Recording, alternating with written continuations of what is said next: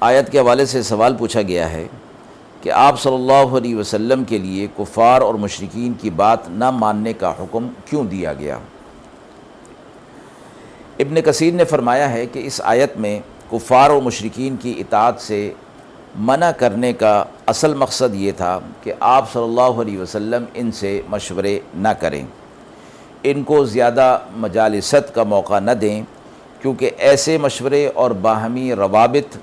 بسا اوقات اس بات کا سبب بن جایا کرتے ہیں کہ ان کی کسی بات کو مان لیا جائے۔ تو اگرچہ ان کی بات مان لینے کا رسول اللہ صلی اللہ علیہ وسلم سے تو کوئی ادنا سا بھی احتمال نہ تھا، مگر ان کے ساتھ ایسے روابط رکھنے اور ان کو اپنے مشورے میں شریک کرنے سے بھی آپ صلی اللہ علیہ وسلم کو روک دیا گیا، اور اس کو اطاعت کے لفظ سے اس لیے تعبیر کیا گیا کہ ایسے مشورے اور باہمی روابط عادتاً ماننے کا سبب بن جایا کرتے ہیں۔ تو یہاں در حقیقت آپ صلی اللہ علیہ وسلم کو اسباب اطاعت سے منع کیا گیا، نفس اطاعت تو آپ صلی اللہ علیہ وسلم سے اس کا احتمال ہی نہیں تھا۔ اور یہ بھی فرمایا گیا کہ آپ صلی اللہ علیہ وسلم کے ذریعے سے امت کو بھی یہ سبق دیا گیا کہ اس قسم کی صورتحال پیش آ جائے تو پھر